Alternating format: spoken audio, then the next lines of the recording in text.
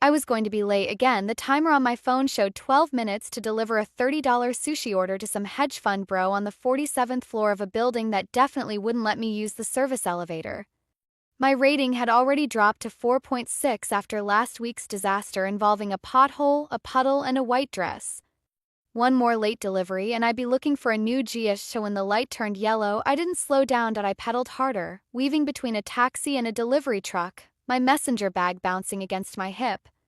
The intersection was clear, mostly clear, and I was going to make it until the black SUV pulled out of nowhere. I swerved. The SUV stopped, and the mountain of a man stepping out of the passenger side didn't see me coming until I was already airborne. We collided with a sound that was half crash, half grunt. My bike went one direction. The sushi went another. And I went directly into the chest of someone built like a refrigerator with anger management issues. We hit the pavement together. For a moment, everything was chaos. Limbs tangled with spokes, wasabi packets scattered across the sidewalk, my helmet cracked against concrete. Then the mountain groaned, rolled over, and I found myself staring up at the bluest sky I'd ever seen. What the hell? The voice came from somewhere above me. Deep. Accented.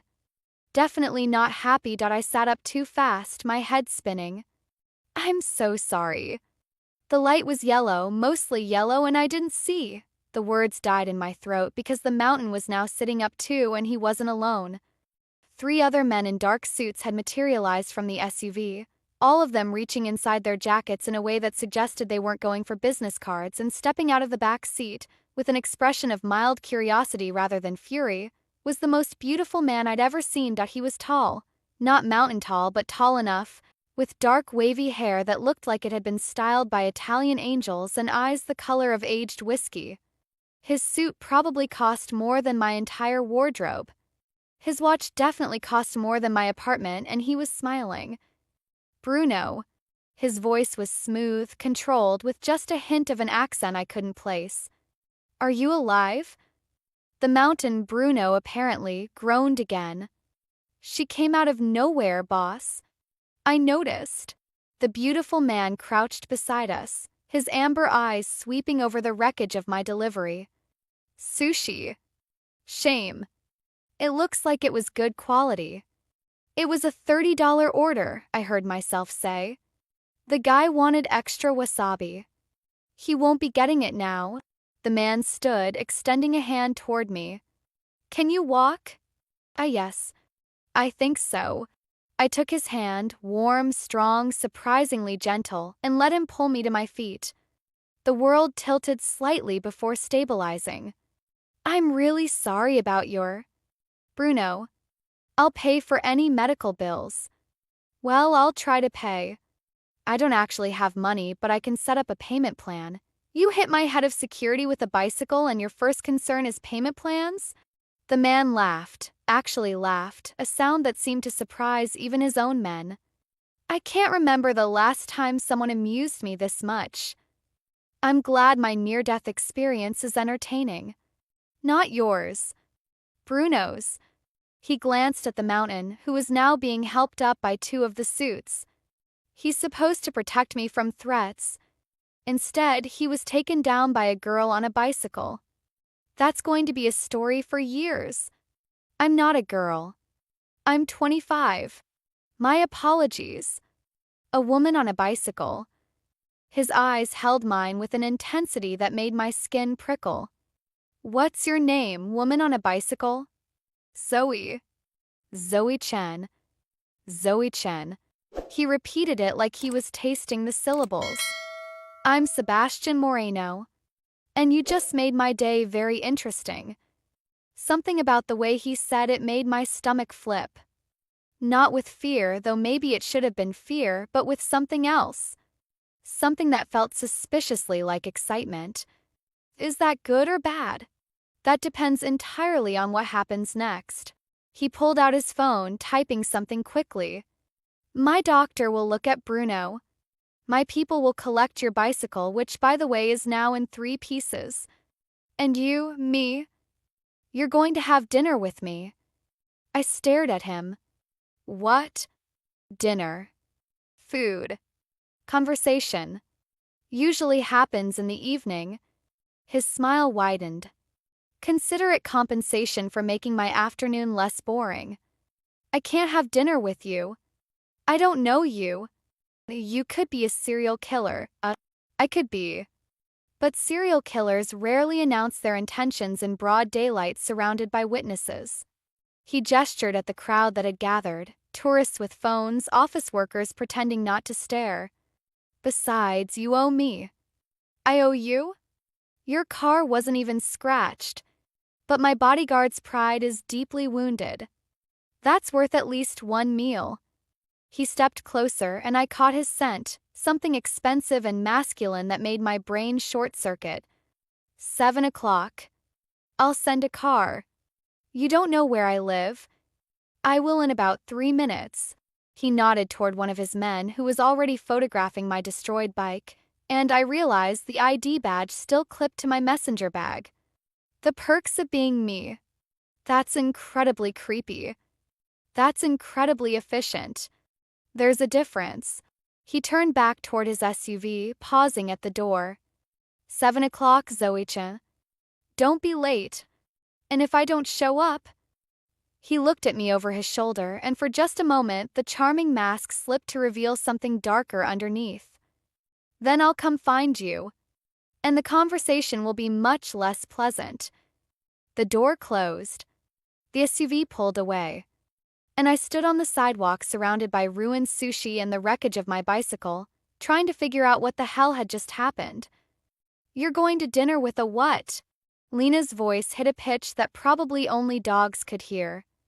She stood in the middle of our tiny kitchen, still wearing her scrubs from her hospital shift, staring at me like I'd announced I was joining a cult. I don't know what he is, I said, trying to sound calmer than I felt. He could be a businessman. Tech bro. A mafia boss. Zoe, I looked him up. Sebastian Moreno. There are articles. Rumors. The people who've crossed him tend to disappear. That's dramatic. That's Google. She thrust her phone at me. Look. Moreno family linked to organized crime. Federal investigation into Moreno Industries. Bodies found in warehouse owned by... Okay. I pushed the phone away. So he's maybe not a tech bro. He's definitely not a tech bro. He's a criminal. A dangerous criminal who somehow got you to agree to dinner. I didn't agree. He told me I was going. And you're just going to let him? What's the alternative? He knows where I live. He literally had someone photograph my ID. I slumped onto our ancient couch. Maybe it's just dinner. Maybe he really was just amused and wants company. Rich people are weird. Rich criminals are weirder. And more murdery. Lena sat beside me, her expression softening. Zoe, I'm worried. This isn't a rom-com. You can't just crash into a crime lord and expect a cute love story. I wasn't expecting anything. I was expecting to deliver sushi and make rent. I rubbed my temples. What am I supposed to do? Run? Hide? He'd find me. You saw those men, they were professionals. So call the police. And tell them what? A handsome man in a nice suit asked me to dinner? That's not a crime. It's coercion. It's complicated. I stood, pacing the small space. Look, I'll go to dinner. In a public place. I'll be polite, I'll eat something overpriced, and then I'll leave. If he's really just bored and looking for entertainment, he'll lose interest once he realizes I'm not that interesting. You're very interesting. Not to someone who probably dates supermodels and heiresses. I attempted a smile. It'll be fine. One dinner. What's the worst that could happen? Lena's expression said she could think of approximately 500 worse things, but before she could list them, my phone buzzed. A text from an unknown number. Car will arrive at 6:45. Wear something comfortable. Looking forward to our conversation. He has my phone number too, I said weakly. Of course he does. Lena threw up her hands. Fine. Go to your possibly fatal dinner. But I'm tracking your location, and if you don't text me every 30 minutes, I'm calling the FBI. The FBI won't care about a dinner date. They will if it's with Sebastian Moreno. She grabbed her phone. I'm also sending your info to my cousin in the precinct. Just in case. Just in case of what? Just in case you end up in several pieces in the Hudson River. That's reassuring. It's realistic. She hugged me tightly. Be careful, Zoe. Promise me. I promise. But as I went to my closet to find something comfortable for dinner with a crime lord, I wondered if careful was even an option anymore. The car arrived at exactly 6:45. It was black, of course, because apparently criminal masterminds had a very specific aesthetic, with tinted windows and a driver who looked like he could bench press my apartment building. Miss Chen. He opened the back door. Mr. Moreno is looking forward to seeing you. That makes one of us. The driver's expression didn't change. Professional to the core. I slid into the back seat, clutching my phone like a lifeline. Lena's tracking app was running. My pepper spray was in my pocket. And I'd worn my most practical dress, black, knee-length, easy to run in if necessary. The drive took 20 minutes, winding through Manhattan streets until we pulled up to a building I didn't recognize. Not a restaurant, I realized with a sinking feeling. A residence. This isn't public.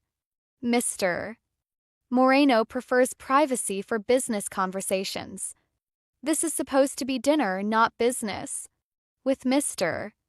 Moreno, everything is business. The driver opened my door. Penthouse level. He's expecting you. I stepped out onto a sidewalk lined with doormen and security cameras. The building was glass and steel, probably worth more than some small countries. Great, I muttered. Dinner in a murder palace. This is fine. The elevator required a key card, which the driver provided. 52 floors later, the doors opened directly into an apartment that stole my breath. It wasn't gaudy. That was the first surprise. I'd expected gold fixtures and velvet furniture, the kind of tacky wealth that screamed, I have money and no taste. Instead, I found clean lines and warm wood, original art on the walls, floor-to-ceiling windows showcasing the city like a living painting, and Sebastian Moreno, standing in the middle of it all, looking like he'd been waiting his whole life for me to arrive. Zoe. He smiled, and something dangerous uncurled in my chest. You came. Did I have a choice? There's always a choice. Most people just don't like their options. He gestured toward a sitting area near the windows. Drink. Water. I want to keep my wits about me. Smart. He poured 2 glasses, water for me, something amber for himself. You're nervous. I'm having dinner with a stranger who may or may not be a crime lord. Nervous is an understatement. May or may not. He handed me my glass. You've done research. My roommate did. She's convinced you're going to murder me. And what do you think? I studied him. The relaxed posture, the easy smile, the eyes that missed nothing. I think if you wanted me dead, I'd already be dead. So either you're planning something worse, or you actually are just bored and looking for entertainment. Worse than death. There are lots of things worse than death. True. He sat across from me, crossing one leg over the other. But I'm not planning any of them. At least not for you. That's comforting. It should be. He sipped his drink. You interest me, Zoe Chen. That's rare. Most people are predictable. They see my money, my power, my reputation, and they react exactly as expected. Fear. Greed. Ambition. But you, I hate your bodyguard with a bicycle and worried about payment plans. Exactly. His smile widened. You didn't know who I was. Didn't care.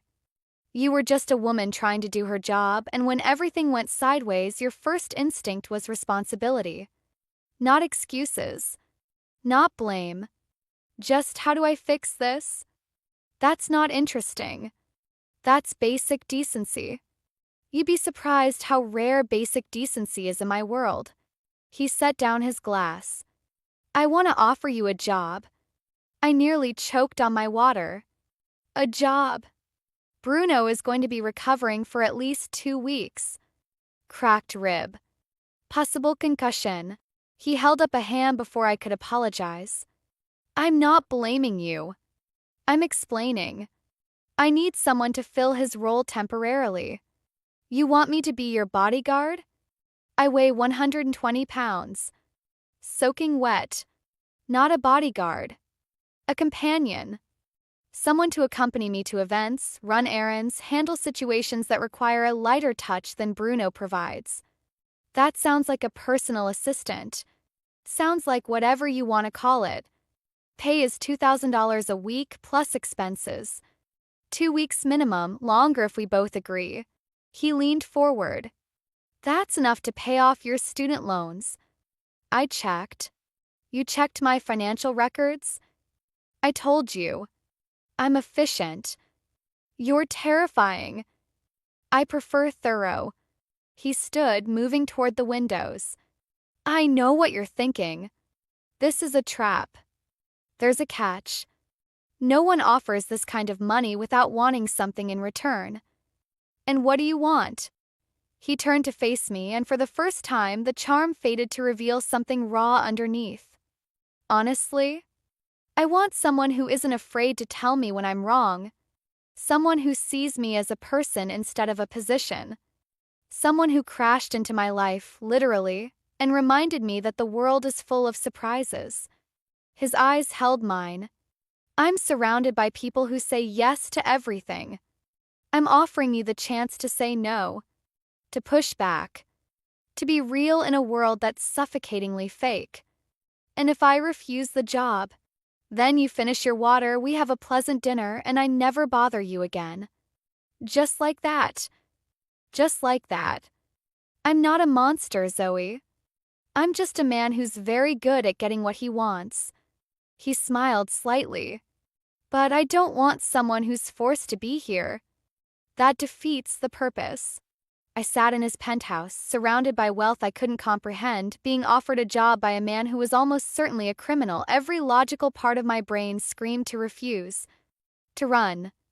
To go back to my tiny apartment and my failing delivery career and the safe, small life I'd built, but another part, the part that had dropped out of school and dreamed of galleries and refused to give up even when everything fell apart, that part whispered something different. When was the last time anything interesting happened to you? 2 weeks, I heard myself say. Then we renegotiate. Sebastian's smile was like sunrise over a battlefield, beautiful and dangerous in equal measure. Welcome to my world, Zoe-chan. My first day as a crime lord's companion started at 6 a.m. with a text coffee meeting. Be ready in 30. Cars downstairs.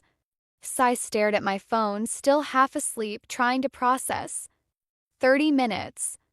To shower, dress, and mentally prepare for whatever coffee meeting meant in Sebastian Marino's world. 29 minutes later, I was in the back of the black SUV, wearing the most professional outfit I owned, black pants, white blouse, sensible flats, and clutching a to-go cup of bodega coffee like a security blanket. Sebastian was already inside, looking like he'd been awake for hours.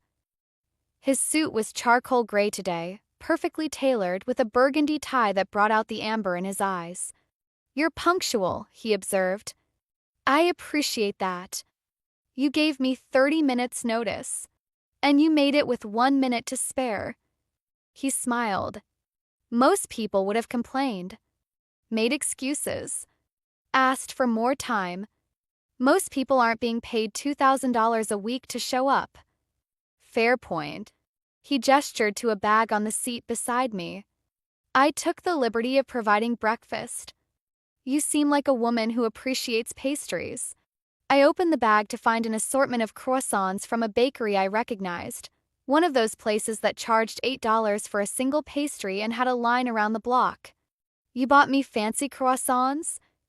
I bought you fuel. Today is going to be long. What exactly are we doing? Meeting with potential business partners. I have 3 scheduled before noon.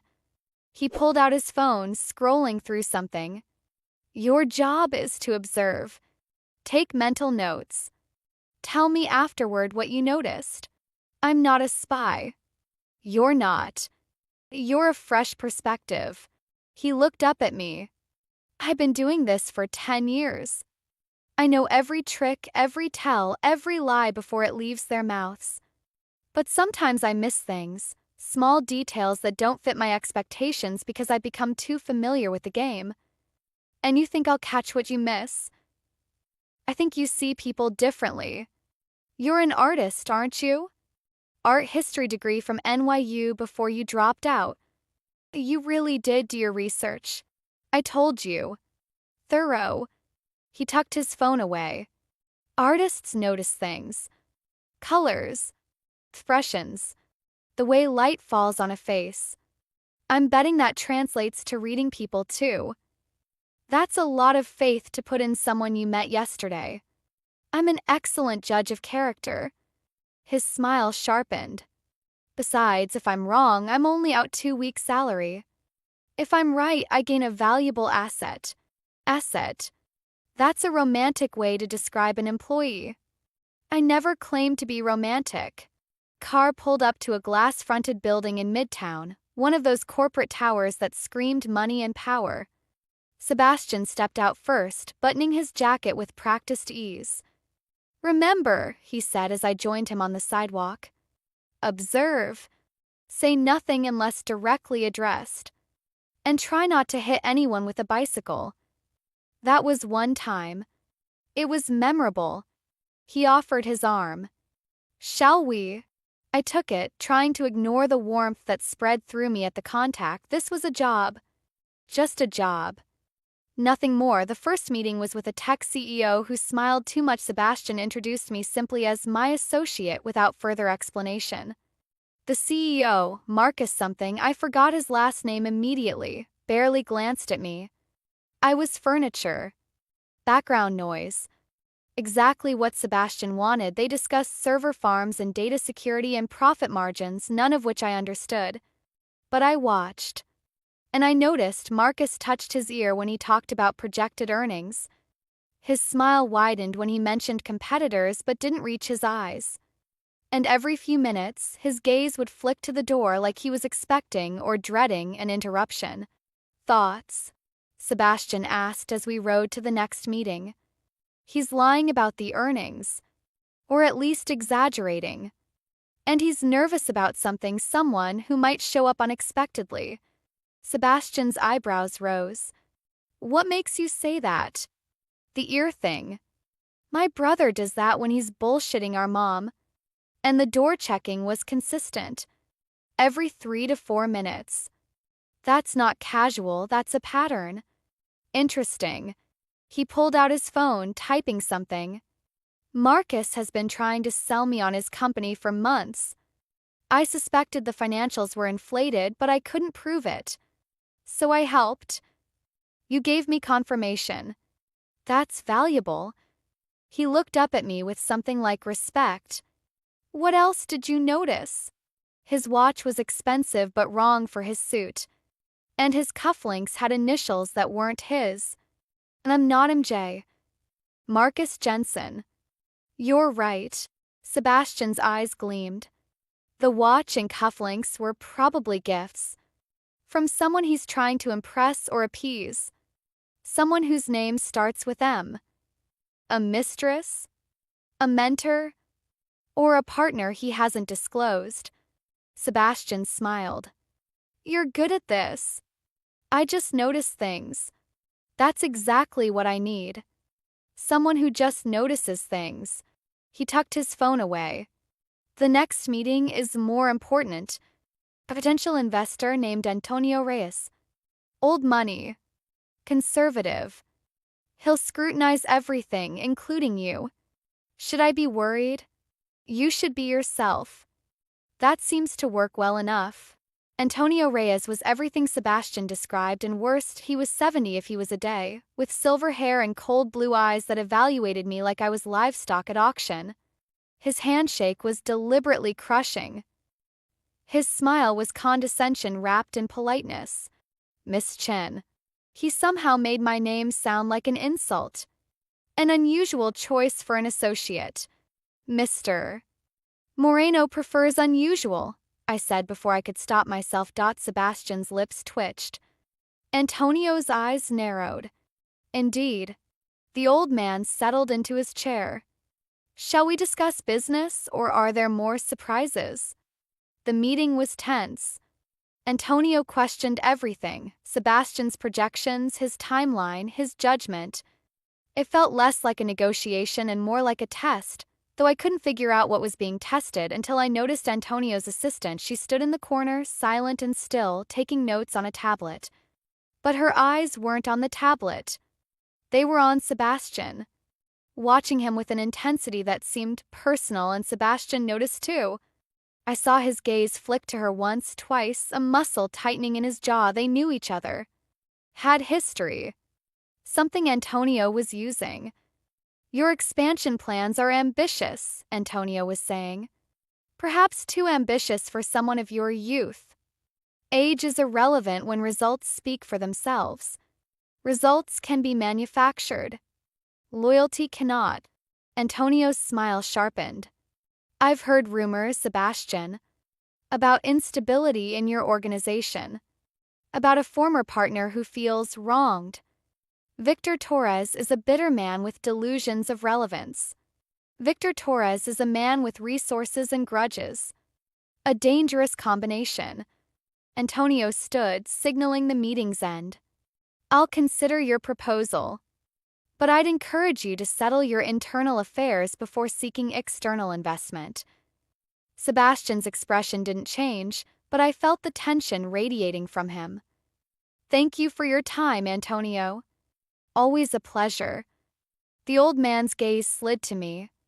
And Miss Chen, do take care. Sebastian's associates have a tendency to disappear. We were silent until we reached the car. Who's Victor Torres? I asked once the doors closed. Someone who used to be my friend. Sebastian's voice was flat. Now he's a problem. And the assistant? The one who couldn't stop staring at you. He turned to look at me, surprise flickering across his face. You noticed that? What? She was supposed to be taking notes. Instead, she was cataloging every move you made. I paused. Ex-girlfriend? Ex-fiancé. The word came out heavy. Isabella. She left me for Victor 2 years ago. That's complicated. That's business. In my world, love and power are interchangeable currencies. He stared out the window. Victor and I built this organization together. When things fell apart, he took Isabella and half my territory. We've been at war ever since. And Antonio is using her presence to rattle you. Antonio is testing whether personal history affects my judgment. Sebastian's jaw tightened. It doesn't. But it bothers you. Many things bother me. I don't let them show. He finally looked at me. Why are you asking? Because if I'm going to do this job, observe, report, help, I need to understand the landscape. Who the players are. What's at stake? What's at stake is everything I've built. Everything I am. His voice softened unexpectedly. I've spent 10 years becoming someone powerful enough that no one could hurt me again. Victor wants to tear that down. Antonio wants to pick the bones. And Isabella, what does Isabella want? I don't know anymore. He exhaled. I thought I knew her. Loved her. Planned a future with her. And then one day she was gone. No explanation, no goodbye, just a note saying she'd chosen Victor. That's brutal. That's life. He straightened, reassembling his mask. The third meeting is in an hour. A potential acquisition. Try to notice if the owner is planning to betray me too. Sebastian, we should eat first. You haven't touched your croissants. The subject was closed, but I filed away what he'd told me, adding it to the picture forming in my mind. Sebastian Moreno wasn't just a crime lord. He was a man who'd been broken by betrayal and rebuilt himself into something harder. That I understood that more than I wanted to admit. The third meeting was mercifully uneventful. By 2 p.m., we were back in the SUV, and I was exhausted in a way that had nothing to do with physical exertion. "You did well today," Sebastian said. "Better than I expected." "Thanks." "I think it's a compliment. Take it." He loosened his tie, the first casual gesture I'd seen from him all day. "Tomorrow will be different. A charity gala. Less talking, more watching. Will Antonio be there?" "Probably. Along with half the people in this city who want something from me." He glanced at me. "You'll need a dress. I'll have something sent over. I can buy my own dress. Can you buy a $10,000 dress?" "A 10,000? Why would anyone spend that much on fabric?" "Because at these events, appearance is currency. The wrong dress sends the wrong message." He almost smiled. "Consider it a work expense." "This is insane." "This is Tuesday." He leaned back in his seat. "Get some rest tonight. The gala starts at 8, but preparation begins much earlier." "Preparation?" "Hair. Makeup. The transformation from bicycle courier to society companion." His eyes swept over me. "Though honestly, you need less transformation than most." Was that another compliment? It was an observation. But his smile suggested otherwise. The car dropped me at my apartment building, and I climbed the stairs in a daze. Lena was waiting inside, practically vibrating with anxiety. "You're alive.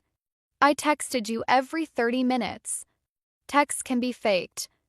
You could have been kidnapped, murdered, sold into trafficking." I attended business meetings and ate fancy croissants. I collapsed onto the couch.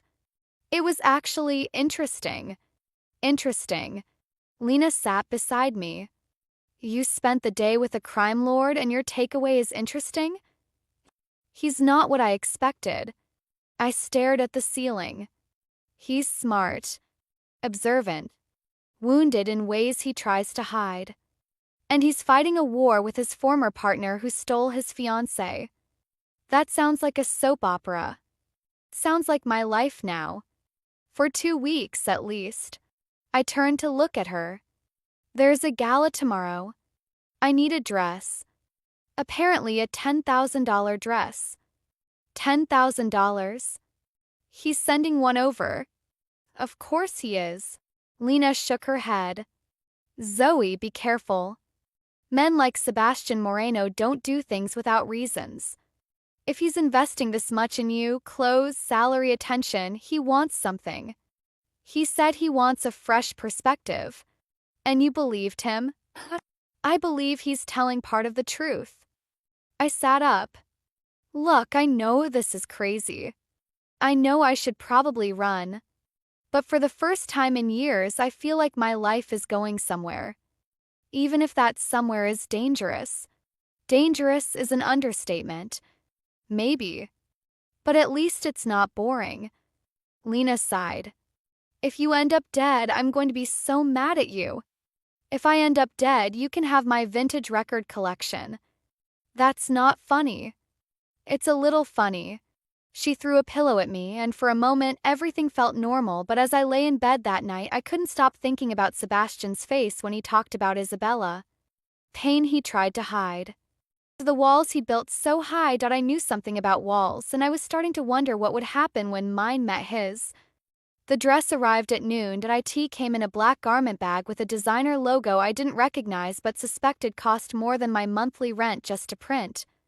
Inside was a gown of deep emerald silk that caught the light like liquid gemstones. "Holy shit," Lena breathed, watching me lift it from the bag. "That's not a dress. That's a work of art. It's terrifying is what it is." I held it against my body, watching the fabric flow like water. What if I spill something? Trip? Breathe wrong? Then you'll owe Sebastian Moreno a very expensive dry cleaning bill. She circled me, examining the dress from every angle. "It's perfect for you, though." The color, the cut, it's like it was made specifically for your body. Probably was. He seems like the type to have people measured without their knowledge. That's creepy. That's Sebastian.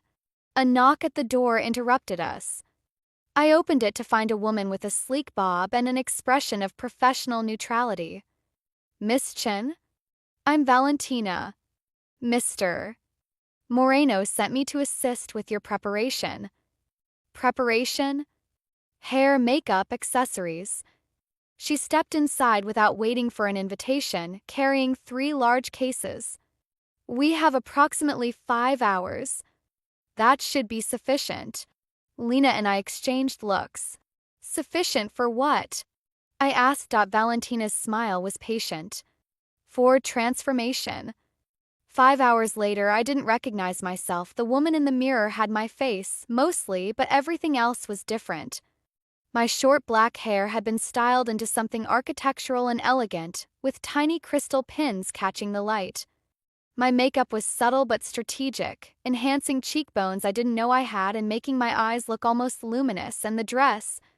God, the dress.it fit like a second skin, hugging curves and creating others, the emerald silk making my skin glow.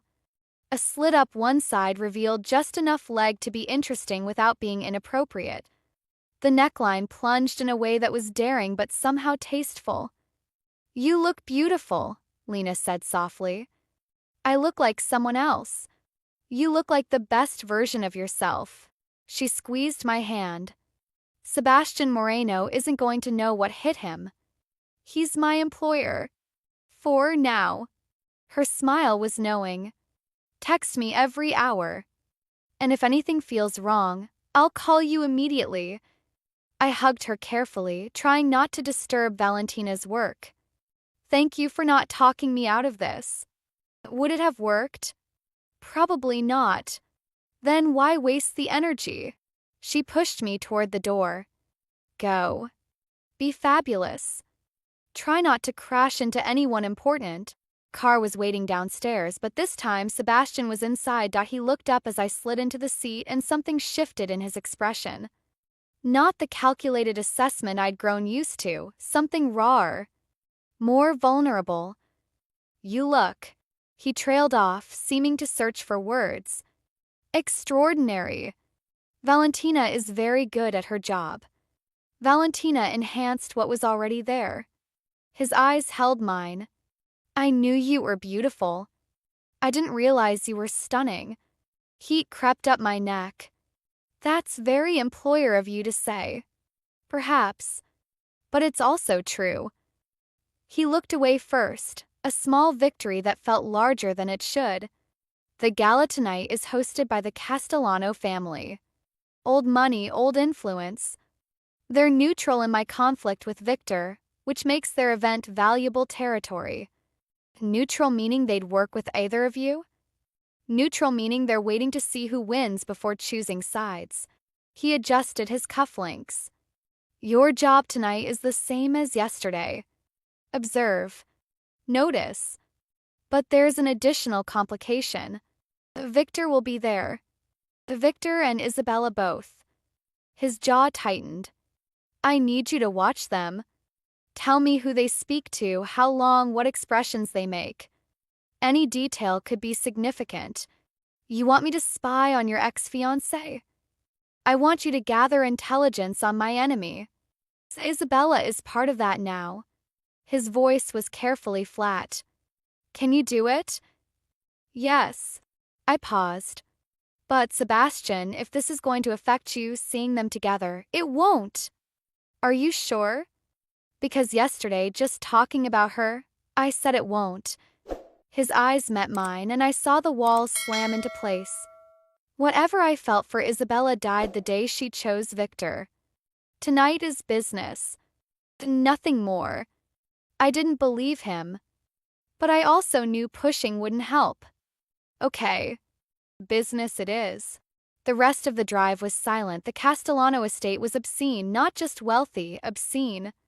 The kind of mansion that belonged in period dramas, with marble columns and crystal chandeliers and gardens that probably employed more people than my entire apartment building. Luxury cars lined the circular drive. The women in gowns that cost more than my yearly salary drifted past like exotic birds, and I was about to walk in on Sebastian Moreno's arm. "Ready?" he asked as the car stopped. "No." "Good. Honesty is refreshing." He offered his hand. "Stay close. Smile. Remember that everyone here is either an ally to cultivate or an enemy to neutralize." That's a grim way to view a party. That's an accurate way to view my life. He helped me from the car. "Let's make this interesting." We entered together, and I felt the weight of 100 gazes landing on us at once. Whispers rippled through the crowd like wind through wheat. "They're staring," I murmured. "They always stare. Tonight they're staring more because of you. Because I'm new. Because you're unexpected. I don't bring companions to these events. The fact that you're here suggests significance." His hand found the small of my back, warm and possessive. "Let them wonder." We moved through the crowd, and Sebastian introduced me to a parade of faces I struggled to keep straight. Politicians and businessmen. Socialites and power brokers. Each one evaluated me with varying degrees of interest or dismissal. I smiled. I observed. I filed away every nervous tick and meaningful glance, and then I saw them. Victor Torres was handsome in a way that felt practiced. Dark hair perfectly styled, suit impeccable, smile too white and too wide. He moved through the crowd with the confidence of a man who believed himself untouchable, and on his arm was Isabella. She was beautiful. Of course she was. Long dark hair cascading over bare shoulders. A dress of blood-red silk that clung to a figure most women would kill for. Features that belonged on magazine covers, but her eyes, when they found Sebastian, weren't triumphant or mocking, they were sad. "Don't stare," Sebastian said quietly. "I'm observing. That's my job." "You're staring at her like you're trying to solve a puzzle." "Maybe I am." I tore my gaze away. "She doesn't look happy." Isabella's happiness is no longer my concern. But it was once. That doesn't just disappear. His hand tightened on my back. "We should circulate. Antonio is here. I saw him near the bar." "Sebastian, later." His voice was firm. "Whatever you're thinking, whatever you've noticed, save it for later. Right now, I need to be someone who doesn't care." So I let him lead me away, playing the role of the attentive companion while my mind raced with questions. Why had Isabella looked sad? Why had her gaze lingered on Sebastian with something that looked almost like longing?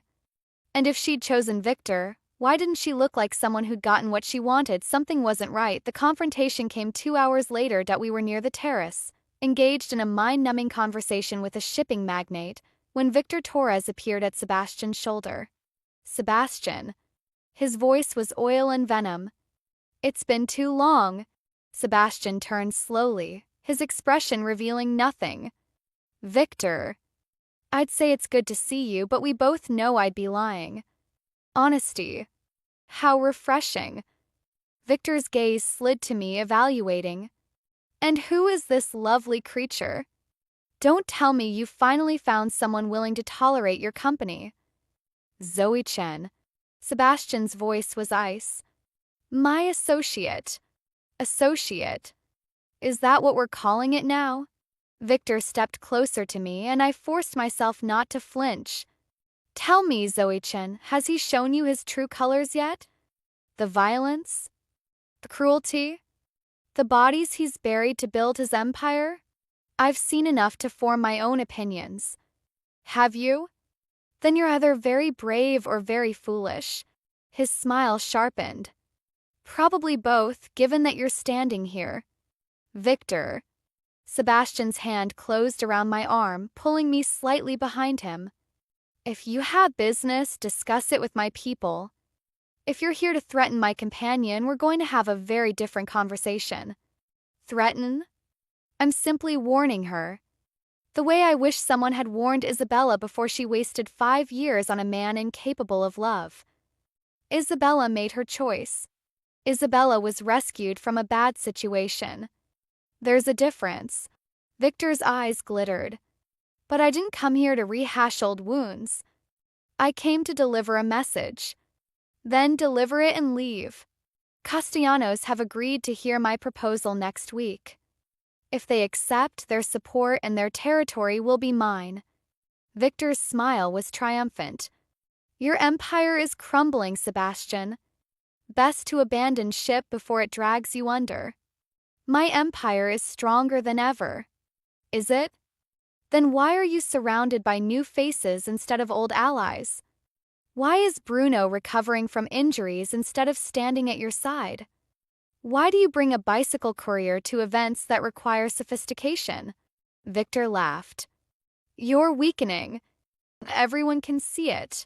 What everyone sees is a desperate man grasping at victories he hasn't earned. Sebastian's voice was deadly calm. Enjoy your delusions, Victor. Reality will catch up eventually. Victor's expression flickered. Just for a moment, something darker underneath the smooth facade. We'll see who reality favors. He turned to leave, then paused. Oh, and Zoe? When you're ready to choose the winning side, my door is always open. He disappeared into the crowd, leaving tension crackling in the air. I'm sorry, Sebastian said quietly. That was informative. I turned to face him. He's scared. What? Victor. He's scared. I kept my voice low.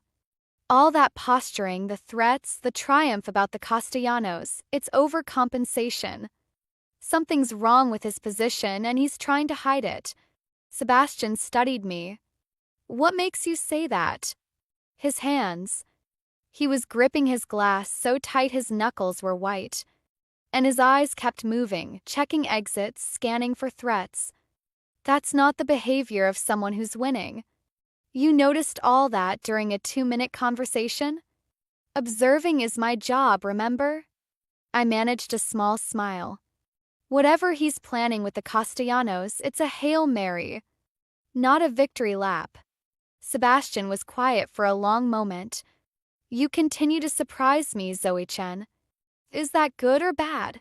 He paused, something shifting in his expression. It's exactly what I needed. Before I could respond, another voice cut through the moment. Sebastian. We both turned. Isabella stood a few feet away, alone, her expression a complicated mixture of emotions I couldn't read. Isabella. Sebastian's voice was carefully neutral. Shouldn't you be with Victor? Victor is busy. Celebrating a victory he hasn't won yet. She stepped closer, her eyes fixed on Sebastian's face. Can we talk? Privately. I don't think that's appropriate. Please. The word cracked slightly. 5 minutes. That's all I'm asking.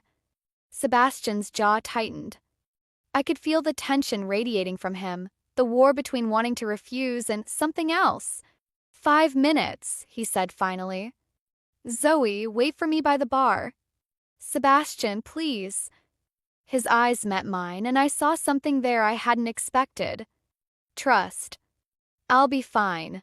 I watched them walk toward a secluded corner of the terrace, two people with a history I couldn't understand, about to have a conversation that would change everything, and for reasons I didn't want to examine, the sight of them together made my chest ache. Sebastian found me 20 minutes later. His expression was unreadable, but something about his posture had changed.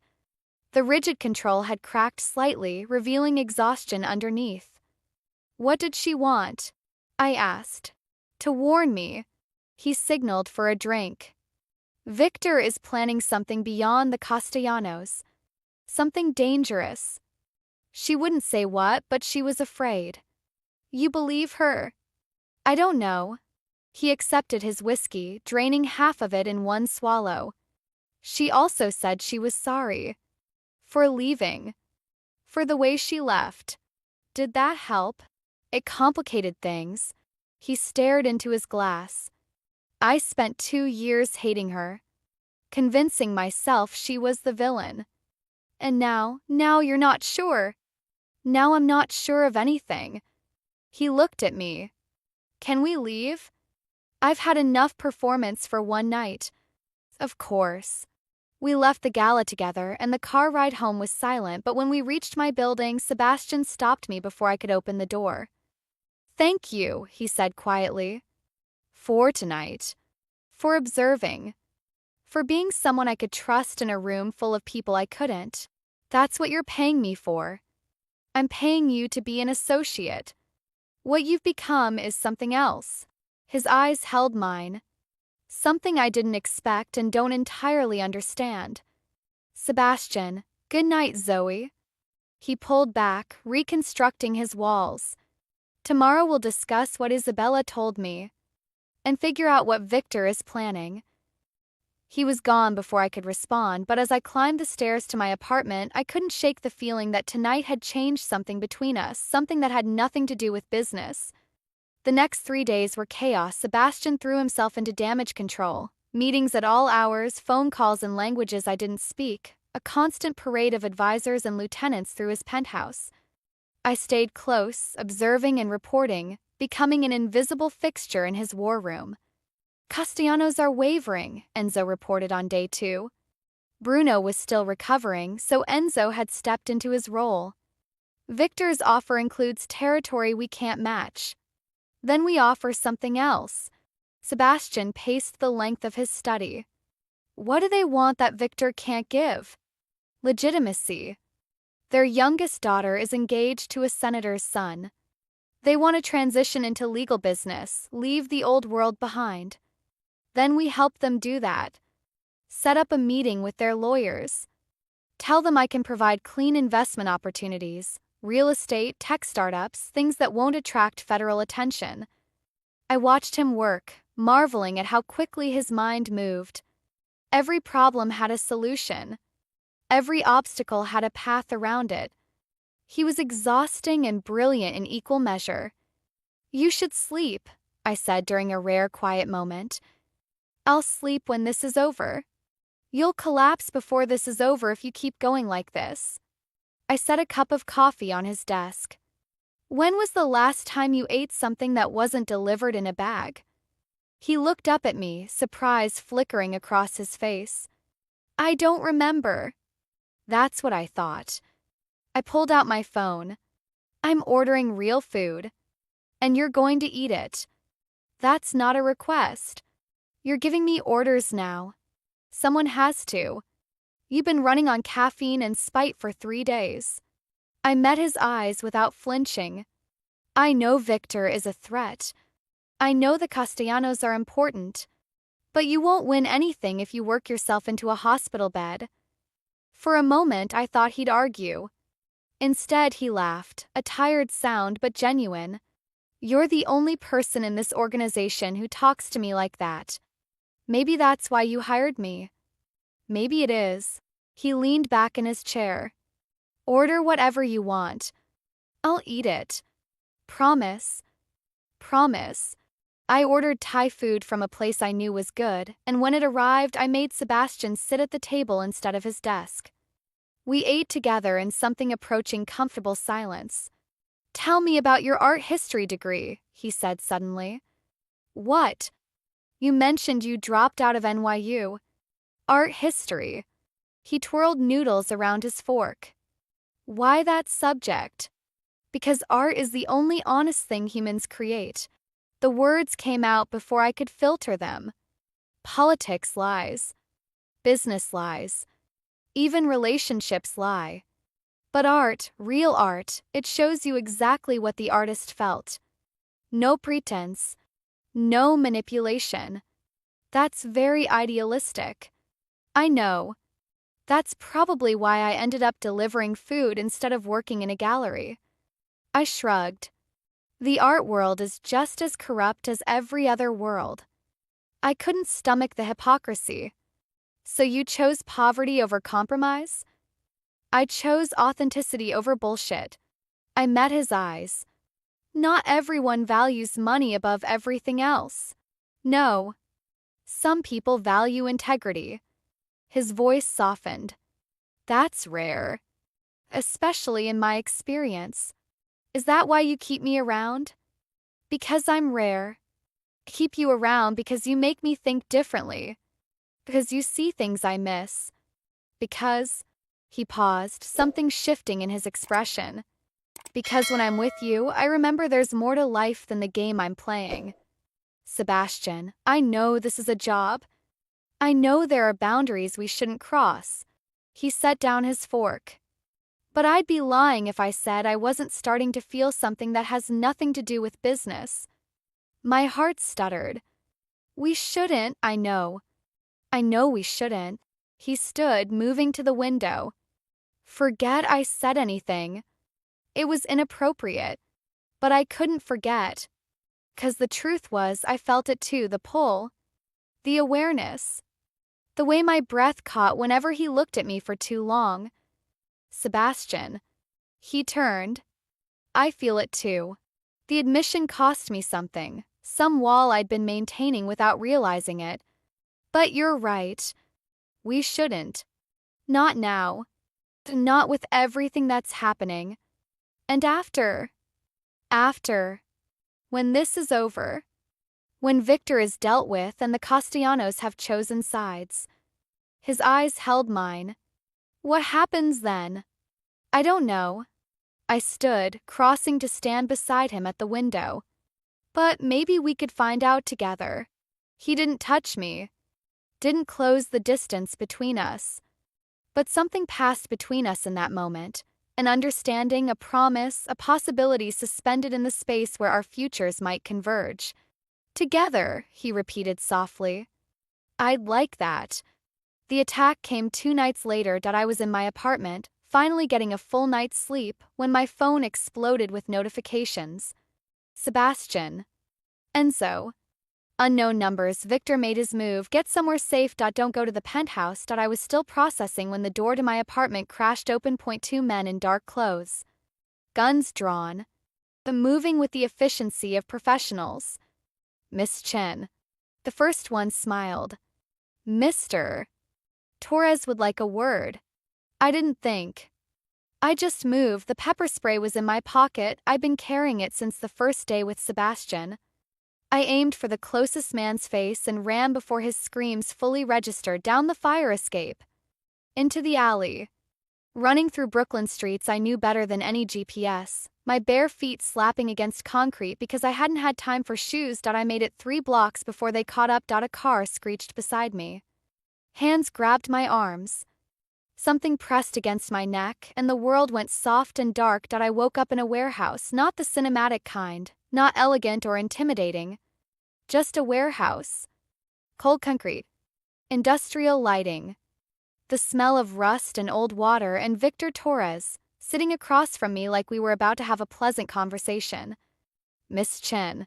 His smile was reptilian. I apologize for the rough handling.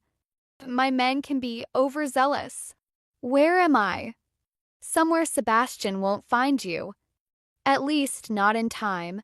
Crossed his legs, the picture of casual menace.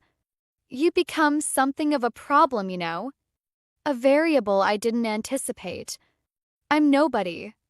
I deliver food on a bicycle. You were nobody.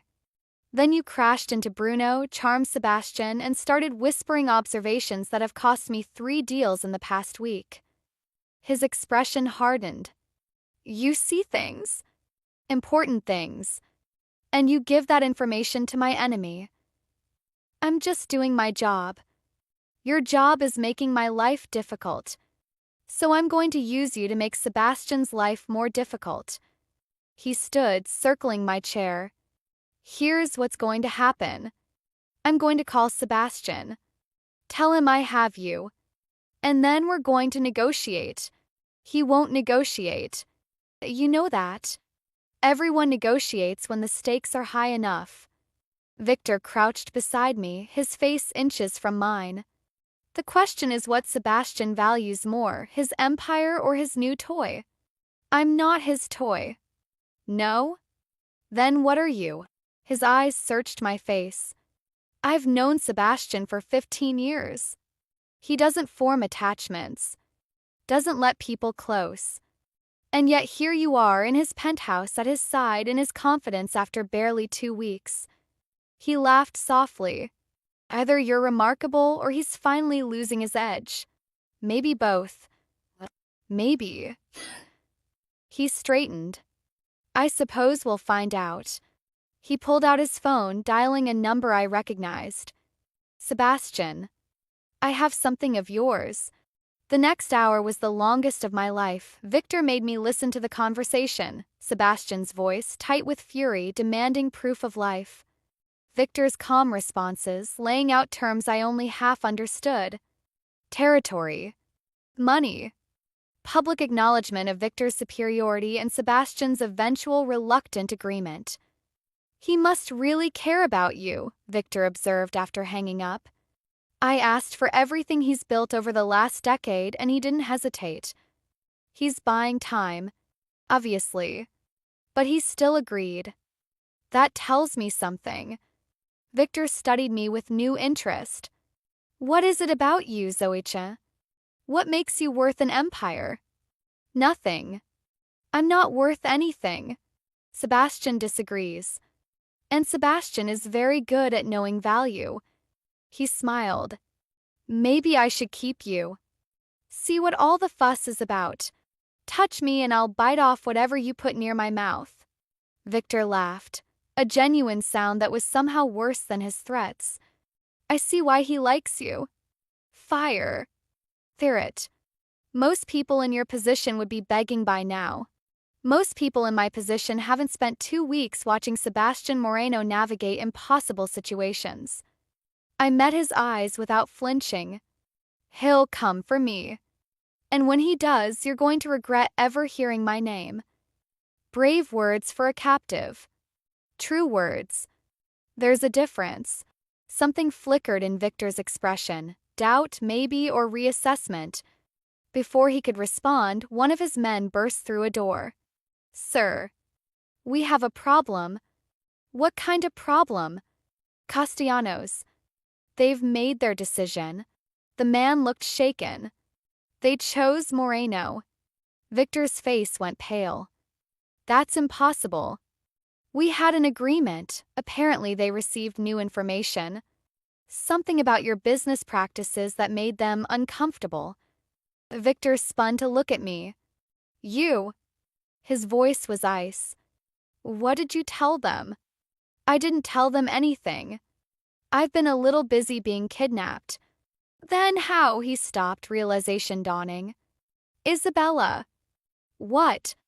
Isabella was at the gala. She talked to Sebastian privately. Victor's hands clenched into fists. She warned him. Gave him something to use against me. Your own girlfriend sabotaged you. She's not, he caught himself, composing his features. It doesn't matter. Castellanos are one family. I have others. Do you? Because from what I observed, your entire strategy hinged on that alliance. I smiled sweetly. Maybe you should have spent less time kidnapping couriers and more time securing your base. Victor moved toward me, violence in every line of his body. You think this is funny? You think? An explosion shook the building, the lights flickered. Dust rained from the ceiling. Victor's men scrambled for weapons as another explosion, closer this time, sent cracks spiderwebbing across the walls. What the hell? Victor started. The door blew inward. Sebastian stepped through the smoke like an avenging angel, flanked by men I recognized from his penthouse. His expression was carved from ice, his eyes burning with a fury I'd never seen. Victor.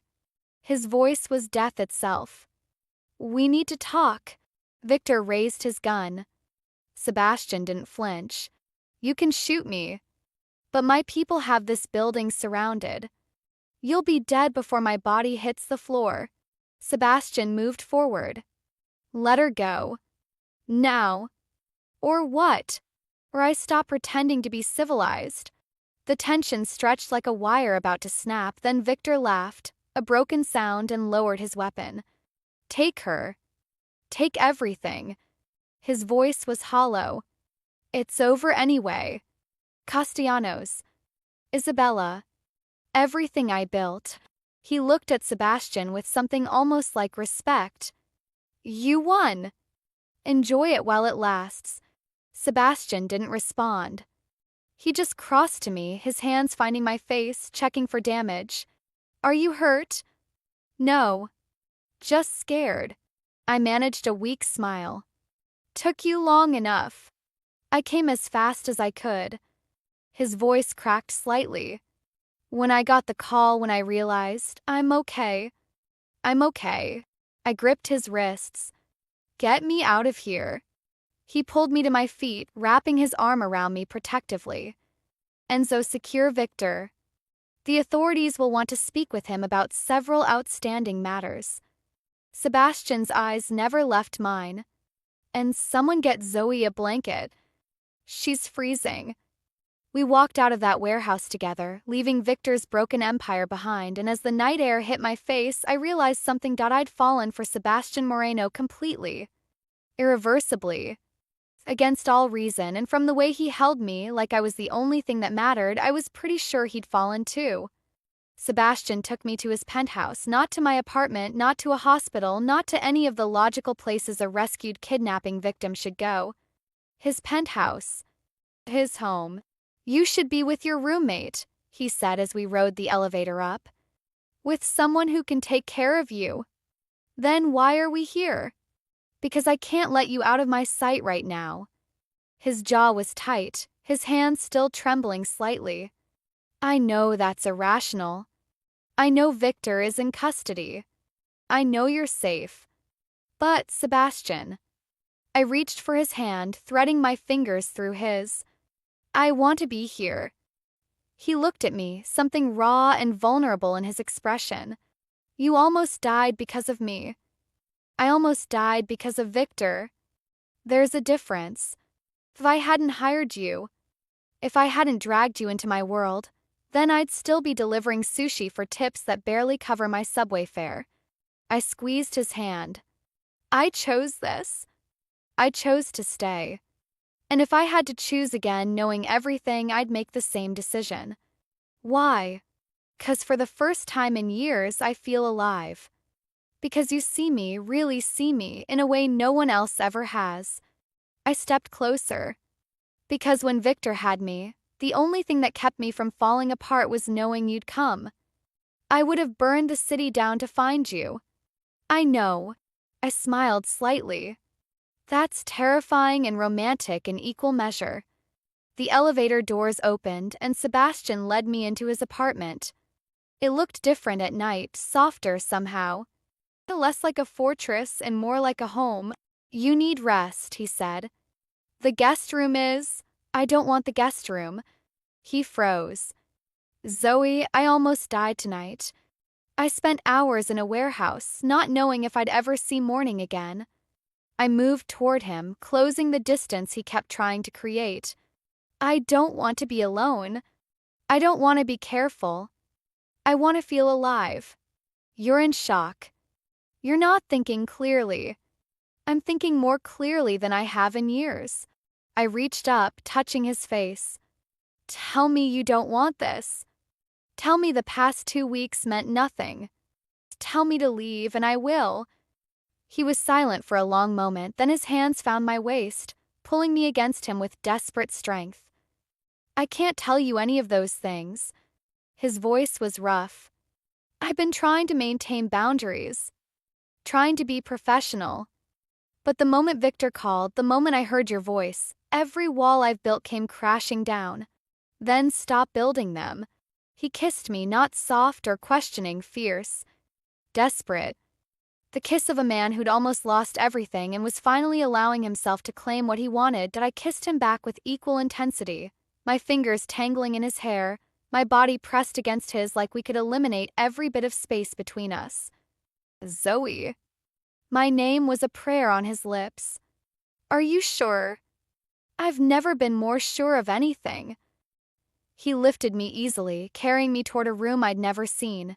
His bedroom, and everything else faded away. I woke up in silk sheets that I was starting to recognize, but this time there was no confusion. No fear. Just warmth and the steady rhythm of Sebastian's heartbeat beneath my cheek. You're thinking too loud. His voice was rough with sleep. I can feel it. I'm trying to figure out what this means. What does what mean? Us. This.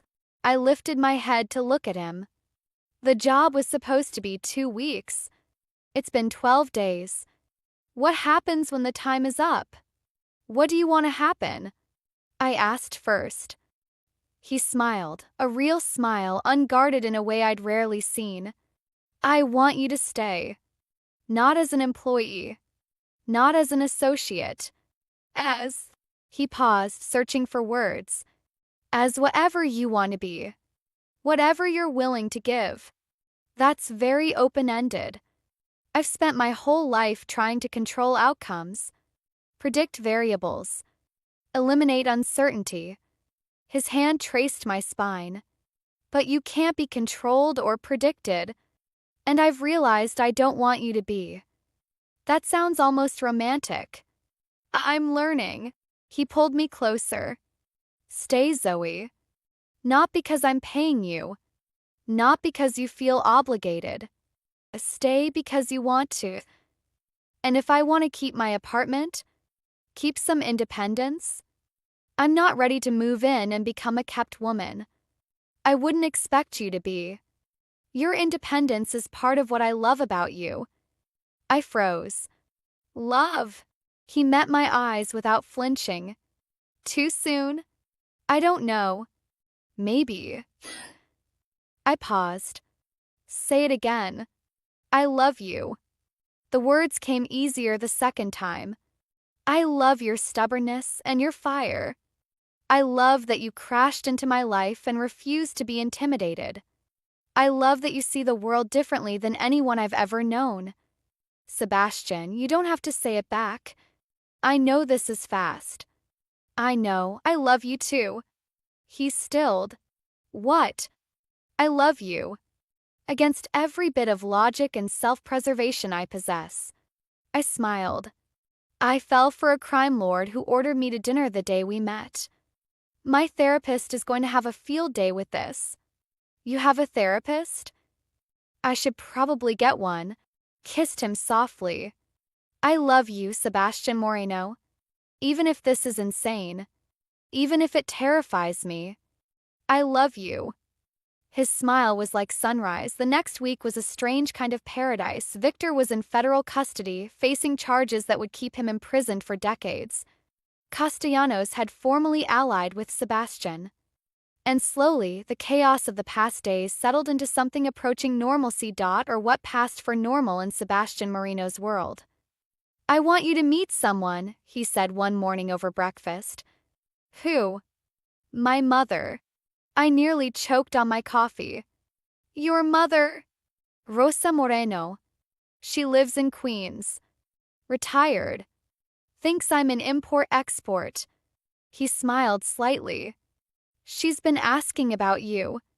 How does she know about me? Enzo mentioned something. And then the news covered Victor's arrest, and there were photos of us leaving the building together. He shrugged. She has questions. What kind of questions? The kind a mother asks when her son is photographed with a beautiful woman he's never mentioned. His hand found mine. You don't have to come. I know it soon. But she's important to me, and you're important to me, and eventually those two facts will need to coexist. I thought about it. The meeting his mother. Becoming part of his life in a way that was more than crisis management and midnight rescues. Okay. Okay, I'll meet your mother. I squeezed his hand. But if she hates me, I'm blaming you. She won't hate you. She's going to love you. How can you be sure? 'Cause I love you. And my mother has always trusted my judgment. He grinned. Well, about most things. She still thinks my investment in cryptocurrency was foolish. It probably was. Definitely was. But that's not the point. Rosa Moreno was nothing like I expected. I'd imagined someone formidable. A matriarch with a steely gaze who'd built her son into the man he became. Instead, I found a small woman with warm eyes and silver-streaked hair, wearing an apron covered in flour. Sebastian. She pulled him into a hug that he accepted with surprising tenderness. You never visit. You call once a week like clockwork, but you never visit. I'm here now, Mama. Only because you want something. But her smile was fond. And this must be Zoe. It's nice to meet you, Mrs. Moreno. Rosa. Mrs. Moreno makes me sound old. She took my hands, examining my face with an intensity that reminded me of her son. You're prettier than the photos. Skinnier, too. Don't they feed you? Mama, I'm making empanadas. You'll stay for lunch. Both of you. It wasn't a question. The next 3 hours were surreal in the best way. Rosa Marino's kitchen was chaos. Pots bubbling, spices flying, music playing from an ancient radio. She put me to work immediately, teaching me to fold empanadas while interrogating me about my life with the subtlety of a bulldozer. Art history? That's lovely. Why did you stop? Money mostly. Student loans are a crime. Education should be free. In my country, it was affordable. Here, you have to sell your soul. She patted my hand. But you're smart. I can tell. Sebastian only surrounds himself with smart people. Mama, you're going to scare her. I'm going to know her. There's a difference. Rosa turned to me. He thinks I don't know what he does. That import-export is a good cover story. I froze. You know. I'm old, not stupid. I know my son is not a simple businessman. Her voice softened. But I also know he's a good man. Complicated, yes. Sometimes too hard. But good underneath. She met my eyes. You see it too. That's why you stayed. I see someone who's trying. Someone who wants to be better than he thinks he can be. That's all any of us can do. Rosa smiled. You'll be good for him. I can tell. You won't let him hide behind his walls. I'll try not to. Don't try. Do. She pressed an empanada into my hands. Now eat. You're too skinny to try anything. Sebastian caught my eye across the kitchen. His expression a mixture of embarrassment and something deeper, gratitude maybe that I was here. That I'd chosen to be part of this. I smiled back, and for the first time in years, I felt like I belonged somewhere. The drive back to Manhattan was quiet but comfortable. She likes you, Sebastian said. She told me I was too skinny and my hair needed conditioning. That's how she shows affection. He took my hand. Thank you for coming. I know it was a lot. It was perfect. I turned to look at him. I understand you better now. Seeing where you came from. Who raised you? My mother raised me to be better than the world I grew up in. Sometimes I succeed. Sometimes I don't. You're succeeding now. Because of you. He lifted my hand to his lips. You make me want to be the man she believes I am. That's a lot of pressure to put on a bicycle courier. Former bicycle courier. He smiled. Now you're something else entirely. What am I? Mine. The word was soft but certain. If you want to be. I already was. I leaned across the seat to kiss him. From the moment you stepped out of that car and told me I made your day interesting. You did. You still do. Every single day. We rode the rest of the way in comfortable silence, hands intertwined, futures tangled together in ways neither of us could have predicted, and somewhere in the back of my mind I started to believe that this impossible thing might actually work. 3 months later, I stood in the middle of an empty warehouse in Soho, trying to see what Sebastian saw. It's perfect, he said, gesturing at the exposed brick walls and soaring ceilings. Natural light from those windows. Enough space for installations. A location that screams serious art. It's also probably worth more than my entire family has earned in 3 generations. It's an investment. He moved to stand behind me, his hands finding my shoulders. In your future. In something that matters. Sebastian, I can't accept this. You're not accepting it. You're using it. He turned me to face him. I'm not giving you a gallery. I'm funding a business. One that you'll run, that will bear your name, that will succeed or fail based on your vision. What if it fails? Then we learn from it and try again. That's what business is. His eyes held mine. You spent years dreaming about this. About creating a space where real art could be seen and celebrated. I'm just giving you the opportunity to make it happen. It feels like charity. It feels like love. Cupped my face. I have more money than I could spend in 10 lifetimes. Let me use some of it to make you happy. I looked around the space again, the potential, the possibility, everything I'd wanted since I was 19 years old and believed the world could be changed through beauty. I want full creative control. Obviously. And I want to pay you back. Eventually. When the gallery is profitable. That makes you feel better, fine. We'll call it a loan. A loan with very favorable terms. The most favorable terms in history. He smiled. Is that a yes? I took a deep breath. This was terrifying. This was everything I dreamed of being handed to me on a silver platter by a man who'd crashed into my life 3 months ago, but it was also right. I could feel it in my bones. Yes, I said. That's a yes. Sebastian's smile was brighter than all the natural light in the warehouse. The gallery opened 6 months later. I called it Collision, a name that made Sebastian laugh every time he heard it. Because I crashed into your life, he asked. 'Cause the best art happens when unexpected things collide. Ideas, emotions, people. I adjusted a painting on the wall. And yes, because I crashed into your life. Or Bruno specifically. He's never going to live that down. He brought it up at the Christmas party.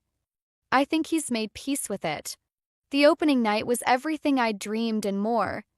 Artists I'd admired for years. Critics who'd actually showed up. Collectors who looked at the work with genuine interest instead of calculating investment potential, and Sebastian standing in the corner, watching me with an expression of profound pride. You did this, he said when I found a moment to join him. All of it. Curation. The vision. The relationships. I just wrote a check. Don't diminish your contribution. I'm not. I'm acknowledging that the money was the easy part. Making this real, making it matter, that was all you. I looked around at the gallery I'd built. The art I'd chosen. At the people who'd come to see something beautiful on a random Tuesday night in Manhattan. I never thought I'd have this, I admitted. When I dropped out of NYU, I convinced myself it was temporary. That I'd find my way back eventually. But years passed and eventually became never, and I made peace with being someone who almost did something. And now I'm someone who actually did something. I smiled. Thanks to a car accident and a crime lord with questionable hiring practices. Former crime lord. Mostly former. Entirely former. His voice was firm. The last of the problematic operations were closed last month. Everything is legitimate now. Boring, even. You're never boring. Tell that to my accountants. They're thrilled by how tedious my finances have become. I laughed, leaning into him. Thank you. For believing in this. In me. I've believed in you since you demanded a payment plan for Bruno's injuries. He pressed a kiss to my forehead. That never changed. It never will. Isabella came to the gallery 2 weeks after opening. I recognized her immediately. You don't forget a woman that beautiful, especially when she's tied to some of the most complicated moments of your life. But she looked different than I remembered. Softer. Less polished in a way that seemed intentional. Miss Chen. She approached hesitantly. I hope I'm not intruding. It's a public gallery. Everyone's welcome. Even former enemies? Were we enemies? I studied her. I'm not sure we were ever anything, really. You were part of Sebastian's past. I was trying to become part of his present, and you succeeded. There was no bitterness in her voice. He's different now. I see it in the papers, the parties, the way he carries himself. He's lighter. He's working on it. Because of you. She smiled slightly. I wanted to hate you, you know. When I first heard about you. Some random girl who crashed into his life and made him feel things I never could. I don't think that's true. It is. She moved closer to one of the paintings. I loved Sebastian. Really loved him. But I also loved what he represented, the power, the danger, the excitement. When Victor offered something similar without the emotional complications, I took it. And now Victor is in prison. My family's reputation is destroyed. And I'm starting over in a city where everyone knows my worst mistakes. She laughed softly. Karma is very thorough. What are you doing now? Working, actually. For a non-profit that helps domestic violence survivors. She glanced at me. Victor wasn't physically abusive, but he was controlling in ways I didn't recognize until I was out. Now I help other women recognize the signs. That's not what I expected. Neither did I. But sometimes the worst experiences lead to the best outcomes. She turned to face me fully. I wanted to thank you for what you did at the Castellano Gala. I didn't do anything. You saw through Victor's performance. Noticed he was scared when everyone else saw confidence. That information, whatever Sebastian did with it, changed everything. I just observed. You did more than that. You gave Sebastian a weapon he didn't know he needed. Isabella's expression was complicated. Take care of him, Zoe. He deserves to be happy. Even if it took losing him for me to realize that. She left before I could respond, but that night when I told Sebastian about the visit, he was quiet for a long time. She's building a new life, I said. Helping people. It sounds like she's actually becoming someone worth being. Maybe. His voice was distant. I spent 2 years hating her, blaming her for everything that went wrong. But watching Victor's organization collapse, seeing how he treated the people around him, he paused. Maybe she was running from something, not running towards someone. Does that change how you feel? About her? No. That chapter is closed. He pulled me closer. But it makes me wonder how many other people in my world were trapped in situations they didn't know how to escape. Is that why you've been so focused on legitimizing everything? Partly. And partly because I want to be someone my mother isn't embarrassed by. Someone you can be proud of. He met my eyes. Someone worthy of what we're building together. You already are. I'm working on it. He smiled. Every day I'm working on it. The proposal came on a Thursday, not a special Thursday. Not an anniversary or a birthday or any of the moments you'd expect. Just a random Thursday in September when the leaves were starting to turn and the city smelled like possibility. We were on the rooftop of Sebastian's building, our building now, though I still kept my apartment in Brooklyn for reasons I couldn't entirely explain.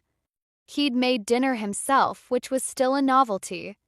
Sebastian Moreno, crime lord turned legitimate businessman, making pasta from scratch. This is good, I said, twirling noodles around my fork. Really good. You're getting better. YouTube tutorials. The great equalizer. He watched me eat with obvious pleasure. I have something for you. If it's another car, I'm saying no again. I don't even have a license. It's not a car. He reached into his pocket, pulling out a small velvet box. It's something else entirely. My heart stopped. Sebastian, don't panic. Just listen. He set down his fork, his expression more vulnerable than I'd ever seen it. A year ago, you crashed into my life.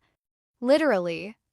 You hit my bodyguard with a bicycle and worried about payment plans while covered in wasabi. It was a memorable day. It was the best day of my life. I just didn't know it yet. He opened the box, revealing a ring that made my breath catch, a simple band with a single diamond that somehow caught every bit of light on that rooftop. I've spent my whole life controlling outcomes, predicting variables, making sure nothing surprised me. And then you came along and surprised me every single day. Sebastian, you challenged me, pushed back when everyone else agreed, saw things I missed and made me question assumptions I didn't know I had. His voice roughened. You made me want to be better. Not just successful or powerful, but actually better. As a person. As a man. You were already good. I was surviving. There's a difference. He took my hand. With you, I'm living. For the first time in my life, I'm actually living. And I don't ever want to go back to the way things were before. He slid from his chair to one knee. Zoe-chan. Bicycle courier. Art lover. Gallery owner. The most unexpected thing that ever happened to me. His eyes held mine. Will you marry me? I looked at him, this impossible man who'd transformed my life in ways I couldn't have imagined. Who'd seen potential in a random accident and turned it into something extraordinary, who loved me without conditions or limits or any of the boundaries I'd expected. Yes. The word came out as a whisper. Yes. Yes, I'll marry you. I was crying now, tears streaming down my face. You impossible, wonderful, occasionally terrifying man. Yes. He slid the ring onto my finger and it fit perfectly. Course it did. Sebastian Moreno didn't do anything by half measures, then he was kissing me, lifting me from my chair, spinning me around on that rooftop while the city glittered below us like a promise. I love you, he said between kisses. I love you so much it scares me. Good. Be scared. I laughed through my tears. I'm terrified every single day. It's only fair. Together, then. Terrified together. That's all I've ever wanted. We married in the spring, not at a grand venue or an exclusive church, but at Rose's house in Queens. In her backyard, surrounded by flowers she'd planted herself and food she'd spent a week preparing, the guest list was small. Lena, who'd finally stopped threatening to call the FBI every time I mentioned Sebastian. Bruno, fully recovered and serving as best man despite the bicycle incident that had started it all. Enzo and a handful of others from Sebastian's organization who'd become something like family, and Rosa, crying happy tears from the front row as her son promised to love me for the rest of his life. You're sure about this? Sebastian asked as we waited for the ceremony to begin. It's not too late to run. Run where? You'd find me. I would. But I'd let you go if you wanted. His expression was serious. I want you to choose this. Every day.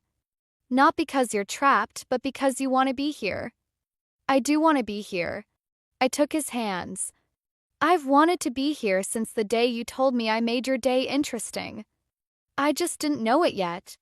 And now I know. I smiled. Now I choose you. Today and every day after. The ceremony was simple. Traditional vows spoken with voices that trembled despite our best efforts. When the officiant pronounced us married, Sebastian kissed me like we were the only two people in the world, and in that moment we were 2 years later. I stood in my gallery, watching a new exhibition come together.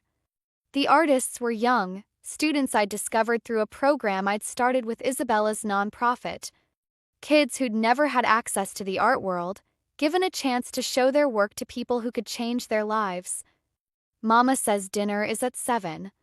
Sebastian appeared beside me, our daughter balanced on his hip. Luna was 18 months old, with her father's amber eyes and my stubborn chin. She's making empanadas. She's always making empanadas. It's her love language. Kissed my cheek. The exhibition looks amazing. You should be proud. I am. I looked around at everything we'd built. The gallery, the programs, the life that had grown from such an unlikely beginning. I still can't believe this is real sometimes. Real and getting more chaotic by the day. Luna chose that moment to grab a fistful of his hair. Case in point, she has your personality. She has your aim. Yesterday she threw applesauce directly into Bruno's face. That's my girl. Sebastian laughed, and the sound still did things to my heart even after all this time. Some feelings didn't fade. Some just grew stronger. I have a meeting at 5, he said. The foundation board wants to discuss next year's scholarships. Apparently, we have more applications than ever. Because you're actually making a difference. We're making a difference. None of this happens without you. Flatterer. Truth-teller. He kissed Luna's forehead, then mine. I'll see you at dinner. Try not to acquire any more artists while I'm gone. No promises. He left, and I watched him go, this man who'd transformed from crime lord to philanthropist, from guarded survivor to devoted father. Who'd crashed into my life as surely as I'd crashed into his, and somehow turned the collision into something beautiful. Then my phone buzzed. A text from Lena. Still can't believe you married a mafia boss. Former mafia boss. Details. Dinner next week. Always. I tucked my phone away and returned to the exhibition. One of the young artists, a girl from the Bronx who painted like her life depended on it, was arranging her pieces with nervous energy. Is it okay? She asked when she saw me watching. I can move them if it's perfect. I smiled. You're going to be amazing. You really think so? I know so. I thought about my own journey. About dreams deferred and second chances and the unexpected roads that led to exactly where you needed to be. Sometimes the best things happen when you least expect them. You just have to be ready when they do.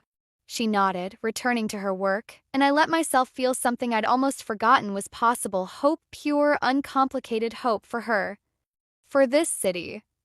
For all the collisions waiting to happen, the accidents that would become opportunities, the strangers who would become family, the ordinary moments that would become extraordinary stories. My story had started with a bicycle, a bodyguard, and the worst timing imaginable. The tea had become the best thing that ever happened to me, and as I stood in my gallery, surrounded by art and possibility and a future I'd never dared to imagine, I finally understood something Sebastian had told me on that very first day. Sometimes the most interesting things happen when you're not looking for them. You just have to be brave enough to let them. Thank you so much for joining me for this story.